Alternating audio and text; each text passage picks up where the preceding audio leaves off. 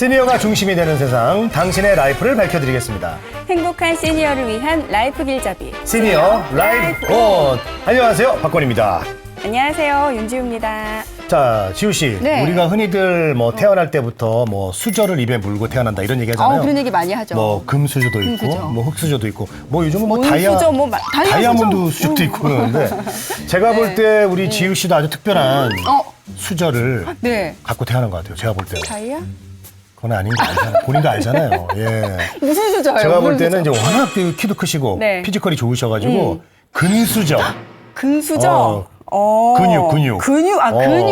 그런 어떤 수저를 물고 태어나신 게 아닌가 생각이 들어요. 티 났나요? 좀 나요. 네.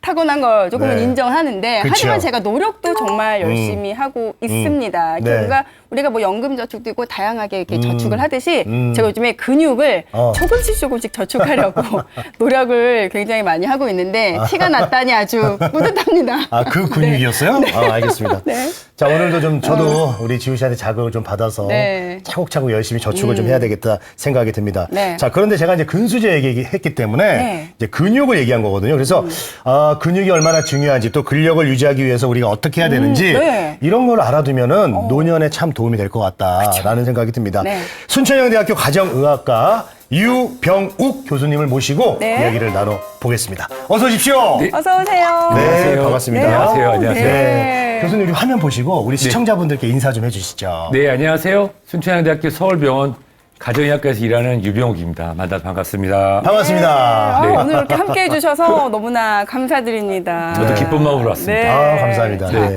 근데 오늘 뭐 여러 가지 주제가 사실은 있는데 그 중에서도 오늘 시니어층의 근감소증을 주제로 또 설정해 주셨는데 근감소증 정확히 무엇인가요? 근감소증. 근감소증. 그러면 근감소증을 이야기 전에 네. 우리 골다공증 얘기부터 먼저 해볼까요? 네. 들어봤죠. 네, 골다공증 많이 들어보셨죠? 네. 근데 골다공증은 언제부터 치료했을까요? 골다공증. 골다공증 치료는 치료. 막상 얼마 안 됐기 때문에 질문하시는 거 아닐까요? 정답입니다. 사실 우리가 이 뼈 건강에 대해서 이렇게 관심을 가진 게 얼마 안 됐어요. 네. 그냥 나이가 들면 뼈가 약해지고 네. 뼈는 어차피 살아있는 것이 아니라 딱딱하게 있는 거라서 치료할 필요가 없다고 그랬는데 네. 웬걸요?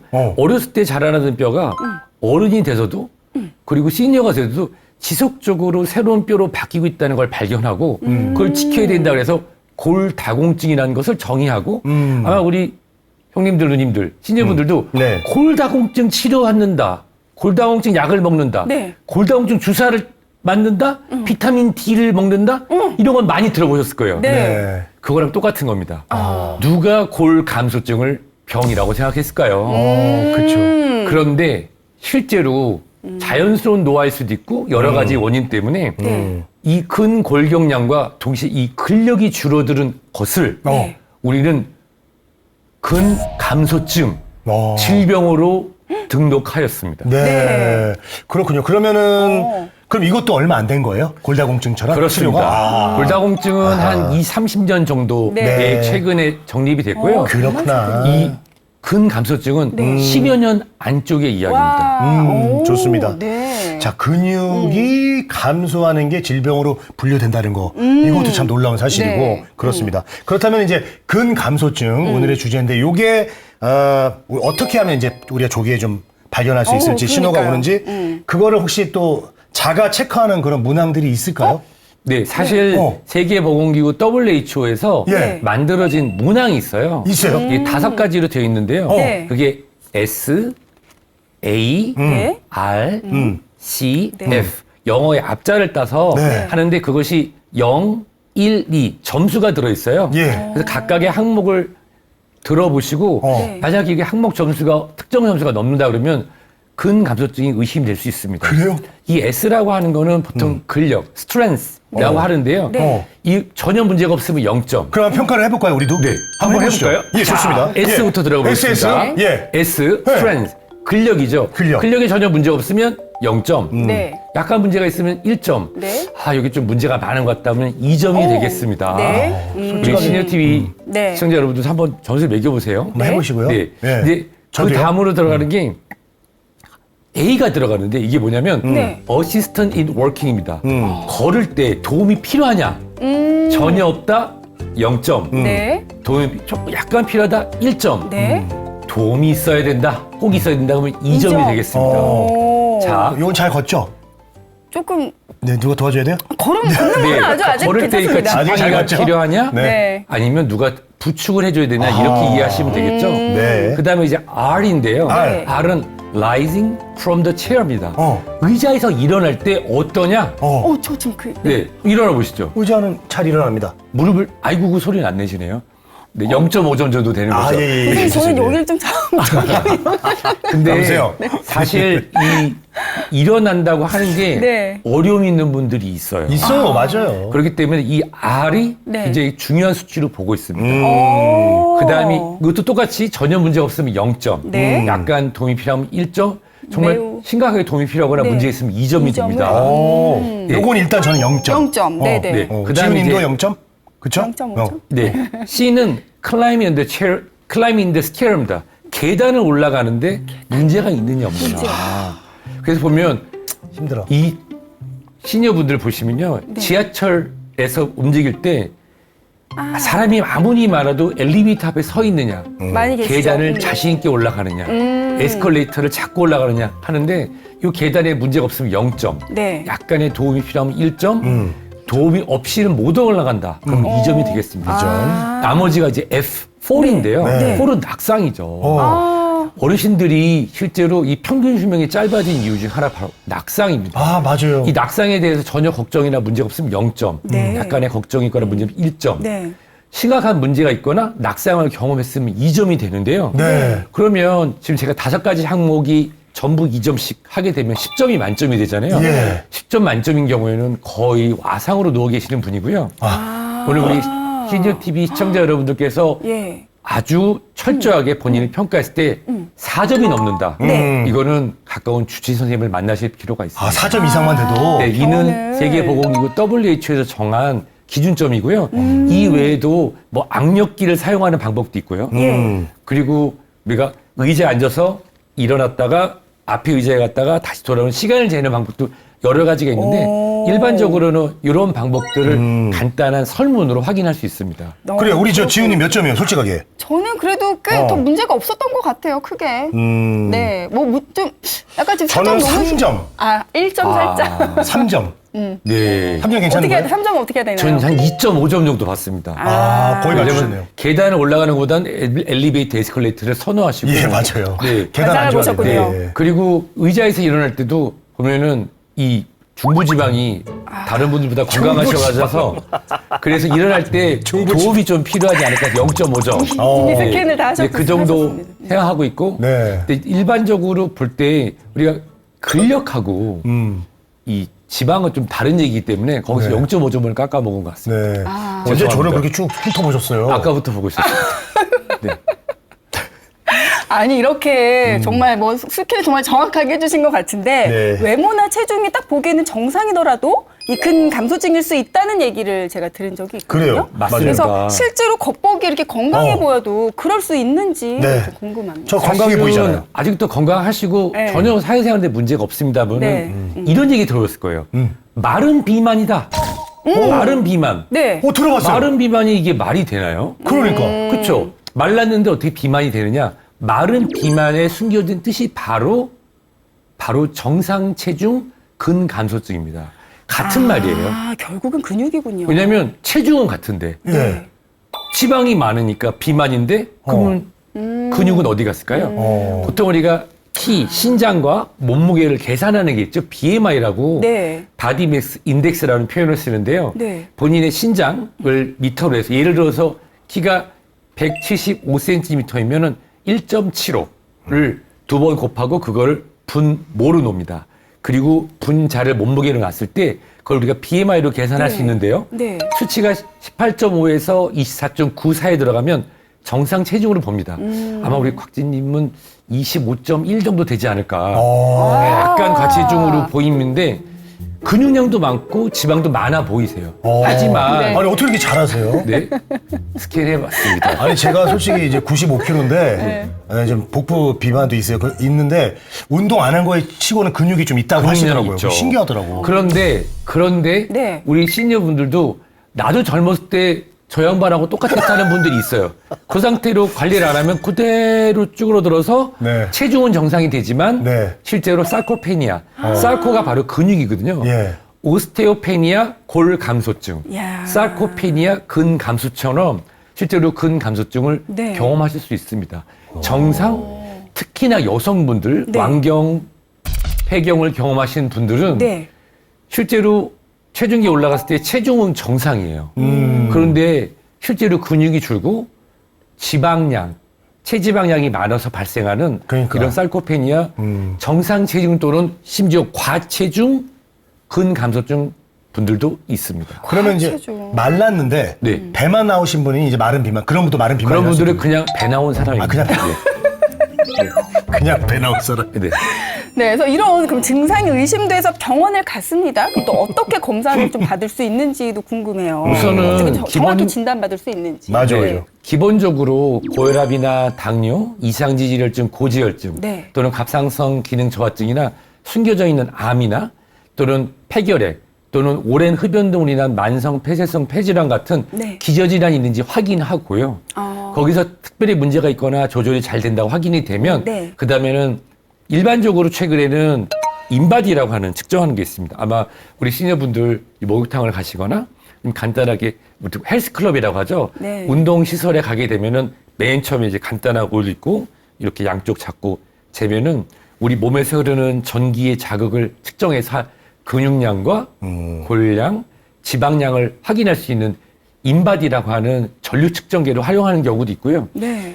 수술을 받아야 된다. 이 고관절이 골절되거나 정말 오랫동안 누워 계셔서 딱 봐도 근육이 많이 마르신 분들 그런 경우에는 듀얼 엑스레이라고 하는 DXA가 있습니다. 이건 뭐냐면 네. 보통 우리가 골 감소증, 골 다공증을 측정하는 기계랑 유사하거나 같은 기능을 갖는데 이 듀얼 엑스레이라고 하는 이중 방사선 측정법으로 네. 뼈와 근육량, 지방량을 아주 정확하게 측정할 수 있습니다. 오. 근데 그 전에 일반적으로 우리 어르신들 같이 공부하시고 하는 네. 그런 시설에 가시면은 네. 거기 우리 상담하시는 선생님들께서 보통 악력기로 남자의 자존심 요 악력기 등으로 측정해서 네. 우리가 근육량을 추정할 수도 있습니다. 오, 자, 그렇군요. 이렇게 이제 정확하게 어떤 검사나 네. 진단하는 방법을 좀 알아봤고, 네.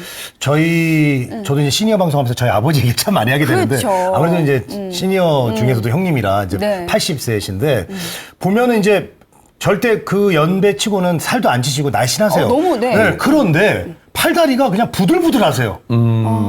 네, 실제로 이렇게 노인분들이 근감소증 이게 많이 이걸 겪고 계신가요? 어때요? 실제 이 근감소증에 대한 예. 데이터는 네. 대한민국 데이터는 그렇게 명확하진 않습니다만은 우리가 국민건강 영양평가를 통해서 추정할 수 있는 데이터가 있었어요. 네. 우리나라 만 65세에서 근감소증이 약 10에서 30% 정도 될 거라고 하는 여러 연구 결과가 있습니다. 네. 어떤 연구 결과에서는 30%에 가까울 거다. 어떤 연구 결과에서는 10% 내외일 거다 하는데 미국의 근거를 한번 보면요. 네. 실제로 이 근감소증에 대한 그 연구가 입원한 사람으로 한정했을 때는 30%가 넘고요. 오. 그냥 일반적인 국민건강 센서스 했을 때도 약 15% 이상은 근감소증을 경험하는 것으로 나와 있습니다. 그렇군요. 와. 그 특정한 그 연령대에서 좀 더 많이 근감소증이 있는 경우가 있습니까? 뭐 예를 들면 65세 이상에서 좀 더 많이 나타난다든지 하는. 이 부분은 네. 이제 여러 연구에 따라 다른데 일반적으로는 65세 이상에서 근감소증이 30%까지도 나타날 수 있다라고 되어 있습니다. 근데 최근에는 네. 65세가 뭐 나이 든 삶이 아니잖아요. 아니에요. 저는 이제 늦은 장년이라는 표현을 쓰기도 하는데요. 네. 이런 늦은 장년층에서 정말로 우리 아버님처럼 건장해 보이시고 수트피트 잘 맞고 네. 청바지도 어울리는 멋있는 분들인데 네. 실제로 팔다리에 근육이 없어서 그분들은 병원에 안 오시거든요. 그리고 본인 당신께서 근감소증이라고 한 번도 생각하신 적이 없으세요. 네. 그래서 그런 분들까지 생각한다면 네. 실제로 70대 이상에서는 40% 이상에서 근감소증일 수도 있다라고 하는 그런 아주 네. 공격적인 연구도 네. 있습니다. 우리 그래요. 65세 이상에서의 근감소증 굉장히 좀 주목해야 될 이유가 있을 것 같습니다. 그러네. 예. 맞습니다. 그렇습니다. 자, 그러면은 선생님 근육이 이제 줄어들면은 일단 어떤 문제점들이 생길까요? 우선은 세 가지 측면으로 생각해보면 이제 물리적 측면을 생각해볼게요. 네. 근육이 줄었어요. 그러면은 일단 보행이 어렵죠. 걷는 것도 힘들고 균형 잡기도 힘들고 일반적으로 운동 자체도 안 되고 자 옷을 입으려고 해도 아이고 이 옷 입는 것도 안 되고 양치질 씻는 것도 안 됩니다. 즉 이 일상적인 운동 자체가 떨어지는 게 있고요. 네. 그 다음에는 이제 물리적인 게 아니라 이제 생리화학적으로 생각을 해보면 네. 근육은 우리 몸에서 당을 가장 많이 소비하는 그러한 기관이거든요. 네. 그렇다고 하면은 근육이 줄면 당 조절이 안 되고 아. 또 이 허벅지 엉덩이 근육이 우리 몸의 70% 근육량의 70%인데 이것이 줄어든다? 혈당뿐만 아니라 혈압 조절도 잘 안 됩니다. 우리가 먹은 음식들이 지질대사를 통해서 실제로 활용되고 아니면 이제 지방이 쌓여야 되는데 네. 지질대사도 고장나니까 고혈압, 당뇨, 이상지질혈증 같은 이런 병들을 다 경험하게 되거나 더 악화될 수도 있죠. 자, 이제 세 번째는 이제 사회적 측면인데요. 첫 번째 거랑 이어집니다. 일단 힘이 없어 밖에 나가지 못해요. 집에 혼자 있네? 예전처럼 네. 가족분들이나 네. 친지분들이 도와주기보다는 우리 시니어분들이 홀로서기 하면서 본인을 케어하거나 노노 케어. 어르신을 어르신을, 60대 자녀분이 8, 90대 그쵸. 부모님을 모시는 시기인데 두 분 다 기운이 없으면은 밖에 못 나가죠. 네. 사람을 못 나니까 이런 정동장애, 우울증들도 오게 되면서 악순환이 계속됩니다. 이 크게 세 가지가 네. 이 근감소증으로 인한 문제로 생각할 수 있습니다. 그렇군요. 네. 좋아요. 뭔가 근육이 부족해서 뭐 넘어지거나 또 움직임이 좀 부족할 수는 있을 것 같은데 아까 또 만성 질환이랑도 연결이 되는 부분이 있을까요? 그 맞습니다. 부분은 조금 설명해 아까는 이제 잠깐 소개만 드렸는데요. 보통 일반적으로 만성 질환이다라고 하는 우리 시니어분들의 병원 친구죠. 고혈압, 당뇨, 네, 이상지질혈증. 맞아요. 거의 네. 다 친구죠. 주변의 병. 왜냐면 네. 그 친구들 잘 다스리고 달래면 9988 정말 너무 건강하게 지낼 수 있고 네. 이걸 멀리하면 사고가 생기죠. 근데 이제 근육하고 얘기를 풀어보자면 네. 나도 모르게 50대, 60대를 경험하면서 여러 가지 이유로 근육이 줄어듭니다. 근육이 줄어들게 되면 네. 혈압의 변동을 조절하는 능력을 잃어버려요. 아이고. 심장은 펌프를 그대로 하는데 예. 근육량이 줄게 되면 그 혈액을 담고 있거나 제2의 심장인 종아리가 줄어들면서 네. 심장의 부담이 커지죠. 심혈관 질환과 혈압이 올라가게 되고요. 네. 아까 잠시 제가 혈당과 근육량을 설명해 드렸는데 네. 자 우리가 맛있게 식사를 했어요. 네. 그러면 음식물들이 잘게 쪼개져서 탄수화물이 되었습니다. 이 탄수화물은 췌장에서 나오는 인슐린과 결합을 해요. 자, 여기까지는 잘 됐어요, 우리가. 네. 아직 건강해. 근데 근육량이 적으면 이 포도당을 인슐린이 끌고 근육으로 들어가야 되는데 근육의 인슐린 감수성, 이게 떨어지는 거예요. 그러니까 인슐린도 잘 나와, 잘 먹고 씹어서 잘 분해가 됐어. 됐는데. 근데 그게 네. 근육으로 들어가서 활용을 해야 되는데 활용을 못하니 결국 당뇨가 악화될 수밖에 없습니다. 네, 이뿐만이 아니죠. 골다공증하고도 직결되는데요. 네. 자, 우리가 우주 비행사분들이 장기간 우주에 있다가 돌아오게 되면 근육이 마르잖아요. 근데 근육하고 뼈는 동시에 줄었다가 동시에 늡니다. 뼈도요? 그래요? 네. 근육하고? 근데 왜냐면 우리가 실제로 이렇게 한 강도를 줬을 때 뼈가 같이 강도를 받고 충격을 받아야 같이 뼈도 자라나거든요. 근데 근육도 안 움직여? 근육이 줄어. 그럼 뼈도 같이 감소하게 됩니다. 네. 대략적으로 이런 과정을 겪게 되죠. 자, 이렇게 근감소증이 진행되면은 신체적인 문제 외에도 또 정서적으로 또 어떤 영향이 있어요? 아, 그럴 것 같아요, 괜히. 맞습니다. 어. 아까 WHO에서 근감소증을 걱정할 수 있는 것 중에 5번째, F로 시작하는 falls. 이게 낙상에 관련되는데 네. 낙상을 경험한 시니어분들을 주변에서 보셨을 겁니다.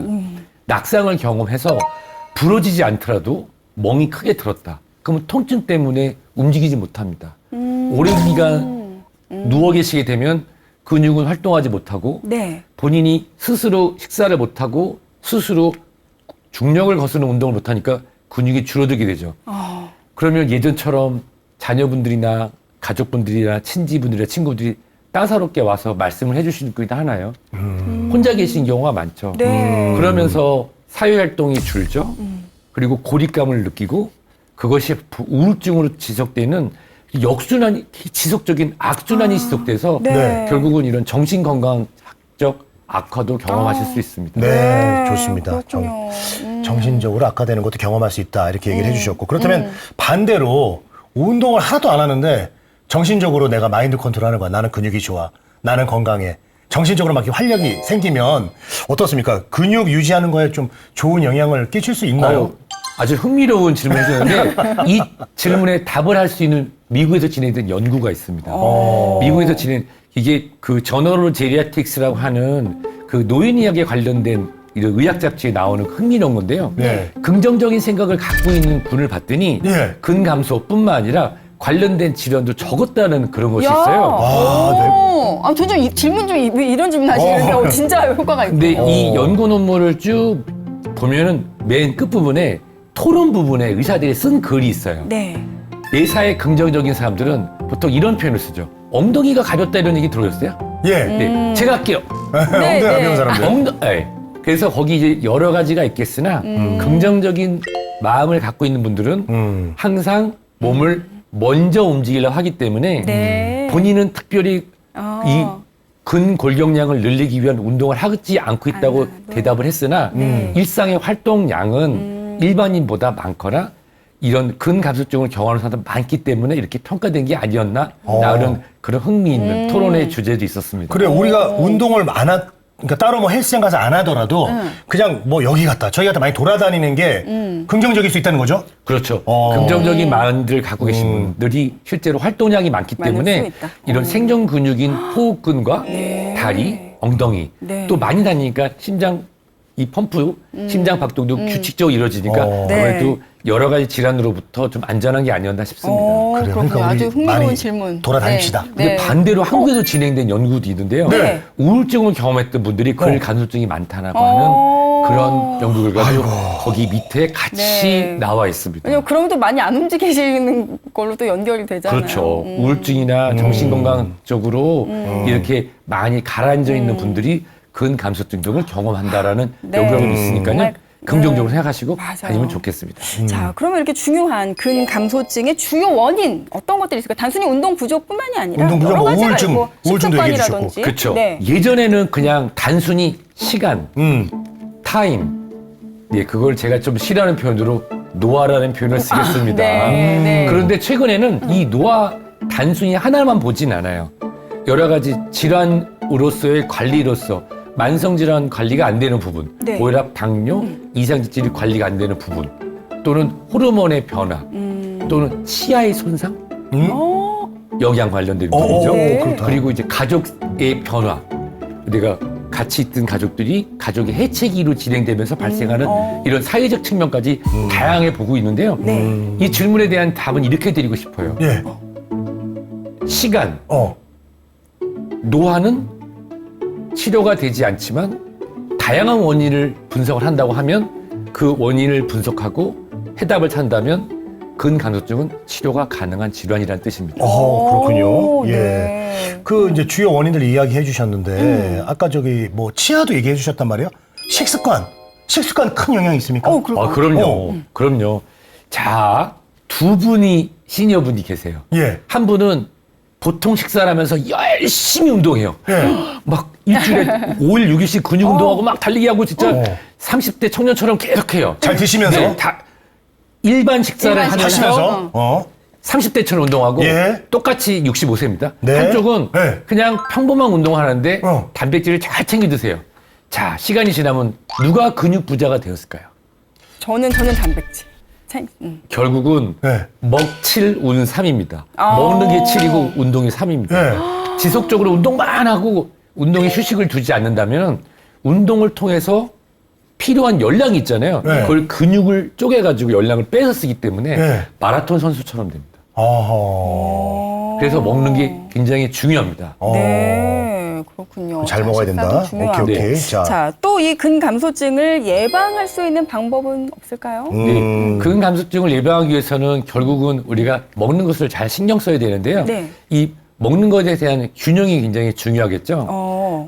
그러기 위해서는 우리가 단백질 섭취에 대한 부분이 중요합니다. 네. 저는 오늘 아마 우리 시니어 라이프 TV 온에서 마지막 말씀드리고 싶은 부분이 저는 영양, 운동, 물, 이 세 가지인데 그 중에서 이 영양 부분에서의 이 단백질은 정말로 너무 중요합니다. 근데 어르신들이 소화가 안 된다는 이유로 이런 단백질로 대표되는 육류, 그 외에 뭐 식물성 단백질 또는 이제 계란, 우유 같은 걸 잘 안 드시려고 하는데 이런 부분들을 잘 조정하는 게 우리가 근육을 지키고 더 나가서 근육을 키울 수 있는 그런 길이 되겠습니다. 그렇다면 어르신들이 그 단백질을 어느 정도 드셔야 되는 거예요? 네. 보통 일반적으로 우리가 계산할 때 아주 쉽습니다. 예. 자, 체중 1kg당 1.0에서 1.2를 곱하시면 되는데요. 예를 들어서 체중이 60kg이다. 네. 그러면은 거기에 1.2를 곱하면은 어떻게 될까요? 72g이 되겠죠. 네. 72g을 드시는데 만약에 근감소증이 있는 어르신이고 치료 중이라고 하면은 2g까지도 드셔도 됩니다. 그러면 이제 120g까지 드실 수 있는 거죠. 근데 이렇게 얘기하고 나면 우리 환자분들이 하는 얘기 있어요. 그게 뭔데? 72g이 뭔데? 120g이 뭔데? 그걸 눈으로 보여줘 하시는 분들이 많습니다. 그래서 제가 이제 그거를 쉽게 말씀드릴 수 있는 게 저는 이렇게 말씀드리고 싶어요. 기억하세요, 손바닥? 네. 손바닥을 기억하시라는 게 보통 요 손바닥 크기 있잖아요. 네. 손바닥 크기만큼의 육류. 네, 소고기나 또는 돼지고기, 닭고기. 요 정도를 드시면 요게 약 100g 정도 됩니다. 하루에요? 네, 하루에? 여기 100g. 근데 생각보다 어르신들이 이만큼을 고기를 드시기가 쉽지 않아요. 그러면 우리가 일상에서 쉽게 구할 수 있는 식재료를 한번 볼까요? 네. 계란부터 보겠습니다. 계란 좋아요. 계란 갑니다. 계란 하나가 보통 한 12.5g 정도 됩니다. 이게 중량 기준으로 되거든요. 그 다음에 이제 계란으로 갔으니까 닭가슴살로 가야죠. 닭가슴살 많이 묻으시 정도. 닭가슴살이 보통 시중에 나오는 크기. 그래서 보통 시판되는 거에 한 절반 정도의 되고 한 2cm 두께 정도 되는 그냥 일반적으로 판매되는 그걸 드시면 그거 기준으로 했을 때 거기 한 약 22g에서 25g 정도 됩니다. 이게 외우기 쉬워요. 계란 하나를 두 개를 합치면 닭가슴살 반 조금 넘는 거예요. 계란 두 개 합치면? 그 다음에 이제 제가 좋아하는 것만 말씀드리면 그 다음에 이제 두부거든요. 두부 좋아하시는 두부 같은 경우는 저도 좋아요. 그냥 일반적으로 두부 반모. 근데 그걸 또 계산하고 싶어 하시는 분들이 있거든요. 계산해야죠. 그러면 2cm 정도로 해서 이렇게 쫙 5 곱하기 5 정사각형. 요 정도를 드시면은 요게 한 20g, 22g 정도 됩니다. 두부 역시 두부. 네. 이렇게 드시는데 그 외에도 보면 뭐 렌틸콩, 콩도 있고 그다음에 이제 우유 중에서 저 같은 경우는 제가 전립선 비대증 약간 고위험군이고 약간 어렵기도 하거든요. 그래서 저지방 우유를 마시는 편인데 우유 같은 경우는 이제 전지라고 해서 지방이 다 있다고 하는 가정하에서 드시게 된다면 한 컵에서 한 컵 반 정도 드셨을 때 실제로 한 15에서 20g 정도 됩니다. 근데 제가 이렇게 말씀드리고 나서 너무 죄송한 게 이걸 드셨다고 그래서 이 숫자대로 그대로 우리 시니어분들 몸에 다 단백질로 흡수가 되는 건 아닙니다. 그럼 사람마다 달라요? 계산하고 있었는데. 아마 윤 아나운서님은 드시는 게 거의 80~90% 정도 활용이 될 텐데. 저는 활용되나요? 활용되지만 실제로 안타깝게도 위장 관계의 문제라든지 당신이 갖고 있는 뭐런 여러 가지 기저질환, 흡수 장애, 위산의 분비력에 따라서는 이렇게 먹는다고 해서 다 흡수가 돼서 근육을 만드는 재료로 활용되는 건 아닙니다. 그러니까 우리가 사실 이제 우리가 이렇게 식사할 때 달걀 막 10개씩 먹거나 닭가슴살 그때그때 막 닭가슴살 이렇게 막 생각해갖고 먹기가 쉽지가 않습니다. 그쵸. 그리고 이제 방금 얘기해 주셨듯이 어르신들은 소화가 좀 잘 안 될 수도 있잖아요. 저도 좀 소화가 좀 힘들거든요. 좀. 네? 제가 소화가 좀 사실인가요? 네, 그렇군요. 역류성 식도염 좀 있고 그래가지고 그렇게 해서 좀 과식을 더 안 드시려고 하는 분들도 있을 거예요. 왜냐면 내가 이렇게 먹으면 소화가 안 되니까 힘들단 말이야. 그래서 음식을 잘 안 드시는 분도 계시고 그러면은 하루 딱 3끼만 가지고 단백질을 다 이렇게 말씀해 준 대로 섭취하기가 좀 어렵지 않을까 이런 생각이 들어요. 정답입니다. 제가 알기로 윤한선님이 이쁜 따님이 있으시잖아요. 예, 맞아요. 그렇죠. 따님이 이제 어렸을 때 이제 분유나 모유가 끝나가는 시점에 엄마들이나 부모님들, 아버님이 제일 가장 하는 게 뭐냐면 이유식입니다. 이유식. 이유식. 이유식 공부 진짜 많이 해야 그렇죠. 되거든요. 왜냐하면 엄마의 영양 젖으로 또는 잘 준비된 분유로도 아이가 충분히 성장을 따라가지 못하고 또 치아가 나오면서 우리가 준비해야 되는 게 바로 이유식이고 네. 거기에 맞춰서 아이들에게 필요한 영양을 하나씩 공급을 해주잖아요. 네. 똑같은 겁니다.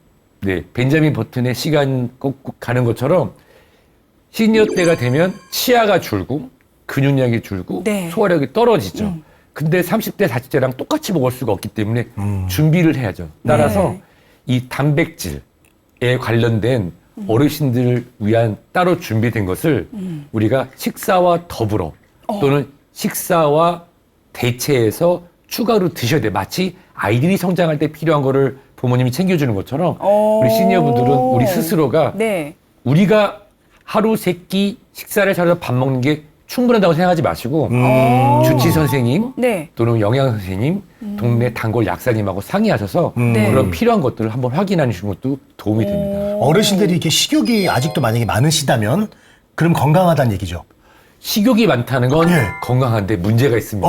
문제가 있어요? 그럼요. 식욕이 많아요. 예. 아이고 시원하게 국수나 말아 먹을까?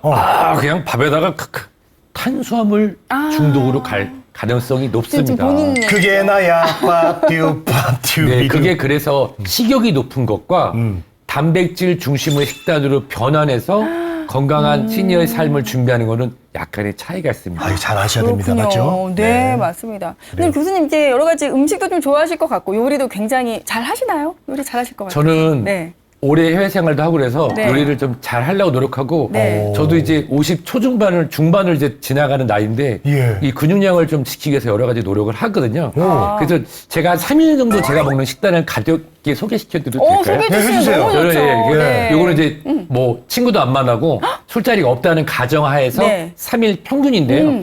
우선은 이제 첫 번째 날 같은 경우는 삶은 계란 2개, 두유 1잔, 네. 바나나 하나. 여기 아침입니다. 아침을. 네, 그리고 점심 같은 경우는 좀 바쁘니까 네. 시판되는 이 닭고기가 들어있는 작은 도시락에다가 네. 햇반 반 개, 네, 그리고 견과류를 좀 챙겨 먹고요.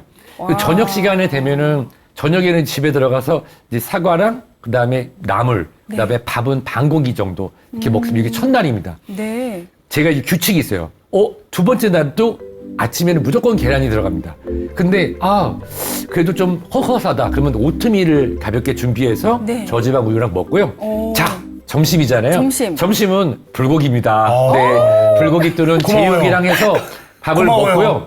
네. 양껏 먹습니다. 네. 다만 밥은 반 공기를 덜어서 보통 이제 밥 공기 추가하잖아요. 그럼 네. 앞사람하고 반씩 나눠 먹고 나눠서. 점심을 충분히 그게 먹었으니까 조금 힘드네 나는. 저녁 시간에는 네. 따로 제가 준비하거나 아니면 간단하게 할 수 있는 이 그래놀 같은 네. 이 여러 가지 통곡물이 들어있는 샐러드랑 견과류로 저녁을 하고 그다음에 가볍게 두유 한 잔 마십니다. 네. 세 번째 날 아침 같은 경우는 또 계란이 들어가고요. 네.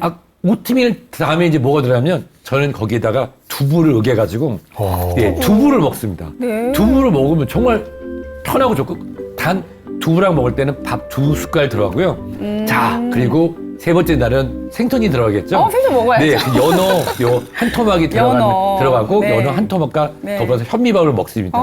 그리고 이제 저녁이 되면은 저녁 시간에는 이제 바나나라든지 우리가 포만감을 줄 수 있는 그런 과일과 더불어서 네. 이게 통곡물이 들어있는 것으로 이제 먹게 됩니다. 이렇게 하면은 비교적 뱃살 나오는 걸 좀 줄이고 할 수 있는데요. 네. 이게 어려워 보이지만 실제로 이렇게 식단을 짜줄 수도 있고 네. 우리가 예전에 저도 아이를 키워봤지만 엄마 아빠가 다 이 이유식을 만들 수가 없어서 이유식을 주문을 하게 맞아요. 되면 네. 그걸 잘 준비했다가 월화수목금 하는 것처럼 이렇게 일주일 내내 드시는 게 아니라 일주일에 이틀에서 3일 정도는 당신께서 준비하시거나 이런 시니어분을 위한 이런 단백질 영양 식단을 주문해서 드시는 것도 전 추천드리고 싶습니다. 근데 건강한 음식 해먹는 게 좋겠지만 말씀하신 대로 시간이 또 여의치 않고 준비하기 좀 힘드신 분들은 사실은 좀 많이 주문하거나 또 사드실 수밖에 없는 상황이지 그렇죠. 않겠습니까? 이렇게 보면은 제가 요즘에 좀 느끼는 건데 예전보다 편의점에 이 단백질 음료 뭐 단백질 바, 어. 뭐 단백질 함량 이런 것들이 굉장히 눈에 많이 띄기 잘 돼 시작했는데 있어요. 뭐를 골라야 될지 한참을 서서 제가 고민하고 있는데 이런 좀 고르는 기준 이런 것들이 좀 있을까요? 예전에 제가 좋아하는 차태현 배우께서 네. 어떤 보험사 광고를 찍은 게 있어요. 네. 교통사고가 났더니 말이야 그 기사가 막 힘들게 하고 그래서 그래서 친구들이 물어봐. 그거 어떻게 했어? 난 모르지. 어떤 땡땡 보험회사에 다 기억나요. 했거든. 기억나요. 그것처럼 네. 고민하실 필요가 없습니다. 혈압약, 네. 당뇨약, 고지혈증약, 네. 골다공증 치료 받으러 다니시는 주치 선생님, 대학병원, 종합병원 오실 필요 전혀 없습니다. 네. 가까운 동네 병원에 본인이 드시려고 생각했던 거 사진 찍거나 네. 그것을 갖고 와서 보여주세요. 의사 양반, 나 이거 먹어도 돼요? 그게 정답입니다. 아. 그 이유는 네. 대부분 최근에는 어르신들을 위한 이런 저당 설계, 그리고 그 유청 단백질, 네. 가수 분해, 특수 공법 네. 이런 얘기들이 많이 나오는데 많이, 네. 어렵잖아요. 그리고 맞아요. 이런 어려운 말이 써 있을수록 가격은 올라갑니다. 그래서 물론 좋은 게 비싸다 하지만 비싼 게 좋다는 거는 절대로 아닙니다. 따라서 주치 선생님과 상의하셔야 되고요. 네. 특히 신장 질환, 콩팥, 네. 간 질환, 당뇨 이런 기타 만성 질환 관리가 필요하신 분들 같은 경우는 이런 제품들을 그냥 광고나 또는 특정 TV 프로 또는 특정 의료인이 나왔다. 저 사람 내가 너무 좋아하는 연예인이 나와서 짠 하는 거 있잖아요. 네. 그걸 하지 마시고 10년, 20년 우리 동네 단골 약사님이나 주치의님 상의하시면 오. 정답을 드릴 겁니다. 그러니까, 네. 그러니까 이제 말씀하신 게 기저질환이 있는 분들은 무조건 단백질을 먹어도 되는 게 아니다 이런 얘기시죠? 그럼요. 자, 단백질 외에도 근육 건강에 필요한 영양소가 또 있을 것 같은데요. 그럼요. 네. 있겠죠? 사실은 많은 우리 시니어분들이 잘 챙겨 드실 텐데요. 예. 비타민 D라든지 또 비타민 B군, B군. 그다음에 오메가3, 네. 그다음에 철분제, 마그네슘 같은 네. 미네랄 등 다양한 것들이 이 뼈 건강과 더불어서 근육의 생성과 또 네. 근육이 이렇게 무너지는 것을 막아주는 데 도움이 될 수 있습니다. 네. 근데 이제 방금 이제 얘기하신 것들은 우리가 이제 영양제로나 요즘 선물 또 많이 받잖아요. 많이 받고, 그쵸. 저 선물 받은 거 어디 있는지도 모르겠어요. 이제 뭐 다 찬장 같은 데 있는 것 같은데. 영양제로 먹는 거 말고 좀 더 효과적으로 복용하시는 그런 방법도 있어요? 네, 사실은 예. 근육을 키우는 약은 예. 네. 없습니다. 없어요? 없습니다. 어머. 네, 오. 근육을 키우는 약은 없습니다. 네. 성적을 올리는 약이 있을까요? 없죠. 없죠. 열심히 꾸준히 하는 거 방법밖에 예. 없죠. 교과서 위주로. 네, 실제로 맞습니다. 근육을 지키고 근육을 키우는 거는 교과서 위주입니다. 영양, 운동, 수분 요 세 가지입니다. 근데 아까 말씀하셨던 내용에 핵심이 있었어요. 네. 그런 많은 영양제를 선물 받았는데 예. 어떻게 우리 몸에도 도움이 되고 네. 근육 건강에 도움되게 먹을 수 있는 방법이 무엇일까요? 예. 우선 칼슘 같은 경우는 칼슘. 한 번에 먹는 게 아니라 예. 아침에 약간 자기 전에 약간 네. 위장 장애가 없다면 주무시기 전에 칼슘을 드실 걸 부탁드리는데요. 네. 칼슘을 자기 전에 또는 저녁 식사 후에 드시면 이런 근육 긴장과 더불어서 이 정신 근육 긴장도 떨어뜨릴 수 있는 것도 되고요. 철분제 같은 경우는 네, 식사 전에 비타민 C랑 같이 드시는 걸 추천드립니다. 그 오메가3 같은 경우, 네. 비타민 D 같은 경우는 이게 지용성 비타민이에요. 그래서 식사하자마자 드시면 흡수율을 올릴 수가 있고요. 그리고 대신에 이런 마그네슘이라든지 철분제 같은 경우는 식사랑 같이 드신 경우는 이렇게 충돌을 일으킬 수 있어서 네. 그런 경우는 약간의 식전이라든지 식후에 시간을 차이를 두시면 훨씬 도움을 받을 수 있습니다. 따로 먹어야 되는 거는 또 따로 복용을 해야 되는군요. 그래요. 자, 이제 근육 건강 위해서는 사실 뭐 먹는 것만큼이나 운동도 중요하다 이렇게 말씀해 주셨는데 운동을 좀 꾸준히 하지 못했던 어르신이 갑자기 또 운동을 시작하기에는 좀 어렵고 막막한 부분들도 그쵸. 있을 것 같아요. 어떻게 좀 시작을 하는 게 좋을까요? 사실 저는 수학이라고 하는 과목에 대한 애증이 있는데요. 네. 수학의 정석이라는 책만 봐도 이렇게 가렵습니다. 저도 그래요. 저도. 네. 근데 저도 보면 그래요. 이 수학의 정석의 책이 우리 시니어분들은 기억을 많이 해요. 이게 1권이 있고 2권 이렇게 나눠집니다. 문과용, 이과용. 지금 좀 바뀌었지만 네. 갑자기 기초가 없는데 속문 종합 영어를 공부를 하는데 갑자기 넘어갈 수가 없잖아요. 이런 식으로 네. 운동도 마찬가지인데요. 네. 하지만 물가에 있는 우아한 이런 새들이 네. 물 위에 떠 있는 이유는 밑에서 열심히 하고 있기 때문입니다. 네. 마찬가지입니다. 우리가 근육이 가만히 있어서는 절대로 지켜지지 않습니다.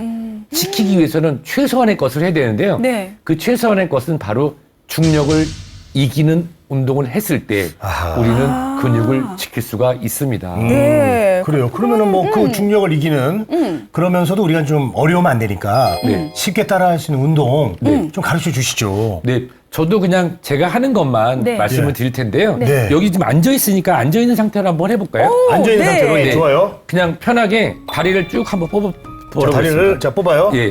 뽑은 상태에서 하나 더 뽑아볼까요? 잠깐. 어머. 네. 근데 지금 뭔가 뭔가 여기 당겨요. 여기 엄청 당겨요. 다리를 무릎까지요. 다. 무릎까지 들으라고요? 네. 그거 안 되는데요? 배에 엄청나게 들어가네. 요게 처음부터는 어렵잖아요. 네. 그래서 어머. 하나씩 뜨는 겁니다. 너무 가볍게 드셔서 우리 하나씩. 교수님께서. 나 깜짝 놀랐어. 너무 편하게 하셔서 하나씩. 대고 있는 줄 알았어. 네. 하나씩. 예. 하나씩. 하나씩. 그래서 그냥 편하게 하나씩. 우리 시니어 TV 보면서 네, 하나씩. 음악 들으시면서 예, 하나씩. 지금, 네. 지금 따라하시죠? 네, 그냥 하나씩. 지금 따라하시죠? 네. 보통은 이게 보통 랭라이즈 어쩌고저쩌고 네. 이런 게 있어요. 15초를 한 세트로 해서 하자. 그거는 그냥 운동하는 사람들 뭐 세트를 해서 반복 그거 못 합니다. 예. 그냥 TV 보면서 네. 야. 예, 임영웅 씨 노래 들으면서 그냥 네. 이렇게 다리 오. 가능하시면 요 발끝 있잖아요. 엄지발가락이 내 코에 닿는다는 느낌으로 당기면서 하시면은 훨씬 더 도움이 될 코가 수 있겠죠. 좀 커야 유리하겠다. 그렇죠. 코가 길면 유리하겠죠. 쉽게 잘 테니까요. 이렇게 하시는 방법이 하나 있고요. 네. 그 다음에는 이제 척추 기립근과 이 골반에 있는 코어를 당기기 위해서 그냥 이 상태로 네. 여기를 당겨주면 됩니다. 자, 여러분 저는 좀 따라해보세요. 의상 이렇게. 그대로 좀 자, 패스하겠습니다. 이렇게. 네. 근데 그냥 당기면 안 되고요. 네. 여기가 의자에 닿지 않고 뒤꿈치가. 발뒤꿈치가 엉덩이에 닿는 느낌으로. 박관님 여기가 지금 다릅니다. 저 두 분이 지금 굉장히 자, 우리 시청자 여러분도 따라해 거리 차이가 주세요. 많이 나는데요. 시청자 여러분도 따라해 이렇게 주세요. 하시면 이 근육이 이 장요근이나 또는 대퇴근이 이제 이완과 수축을 반복하면서 당겨지는 느낌이 들어서 도움이 많이. 저는 이제 잘안 카메라를 되네요. 생각해서 제가 의상 때문에 이렇게 그래요. 엉덩이 교수님 붙인다고 근데- 생각하시면 오. 이것도 그냥 의자에서 할 수 있죠. 야. 이제 그 다음은 네. 이제 요 끝으로 옵니다. 네, 끝으로. 이제 끝으로 와서 네. 이 상태로 네. 들었다 놨다 하는 겁니다. 그냥 이 상태로 오. 들었다. 오. 들었다, 놨다. 네. 여기 다리는 직각으로 하고 여기 이제 상체 어깨랑 해주는 건데요. 들었다, 놨다. 네. 박수. 이런 들은 상태로 놨다. 한 5초에서 10초 정도 견뎌주시면 와. 다리의 긴장감과 와. 복근을 느낄 수가 있습니다. 아니 몸을 이렇게 부들부들 떠세요, 박관님. 네. 그리고 네. 자, 너무 이 여기까지 외에 하는데 다른 너무 운동 힘든데. 네. 제가 마지막으로 추천드리는 운동은 바로 하나입니다. 네. 옆에 지팡이나 네. 아니면 안전바를 잡고 네. 천천히 일어납니다. 제가 한번 해볼게요. 네. 하나, 둘. 그 다음에 또 안전하게 잡고 셋, 넷. 하나, 둘. 하나, 둘, 잡고 일어났다가 셋, 넷. 셋, 넷.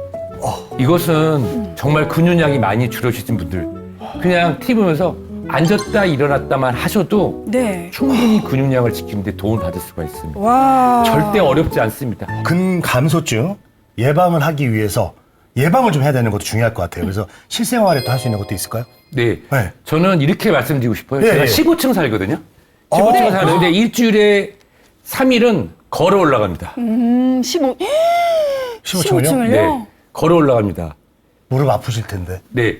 여기 이 부분이 중요한데요. 네. 걸어 내려오는 경우에는 무릎 연골과 무릎에 있는 이 판 연골, 네. 슬개골에 무리가 될 수 있으나 그 가볍게 지팡이 또는 짚고 계단을 올라가는 결국 제가 오늘 우리 시니어분들께 말씀드리면 중력을 이기면 근육이 같이 올라갑니다. 그래서 그 부분하고요. 네. 물병을 항상 가지고 다니세요. 몸이 탈수가 되면 네. 우리 근육이 육포가 된다고 생각해 보십시오. 그럼 안 돼요.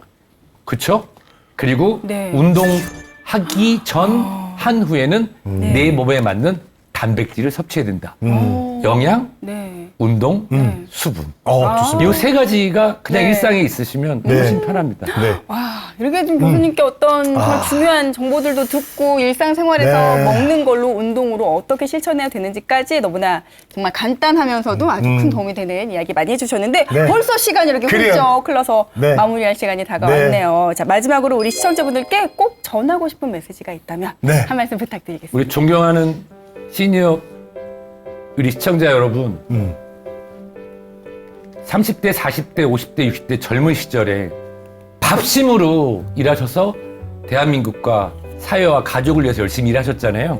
자, 이제 시니어 시대. 실제 우리 심은 밥심이 아니라 반찬심으로 사는 겁니다. 반찬심. 밥은 줄이고 반찬을 단백질로 풍성하게. 밥심으로 사는 시대는 우리 가족과 사회와 나라를 위해 했던 거고, 반찬심으로 사는 시대는 나를 위해 사는 시대입니다. 반찬을 풍성하게, 그리고 근육도 풍성하게 부탁드리겠습니다. 아, 좋습니다. 네. 자, 오늘은 우리 근간섭증, 근육의 중요성에 대해서 그쵸. 우리 순천향대학교 가정의학과 유병욱 교수님과 함께 네. 이야기를 나눴습니다. 네. 오늘 이렇게 출연해 주셔서 감사합니다. 저도 영광입니다. 감사합니다. 네, 아는 만큼 밝아지는 시니어 라이프. 저희 시니어 라이프원에서는 우리 시니어분들께 더 유익하고 즐거운 정보 전해드릴 수 있도록 노력하겠습니다. 네, 함께해 주신 시청자 여러분 고맙습니다.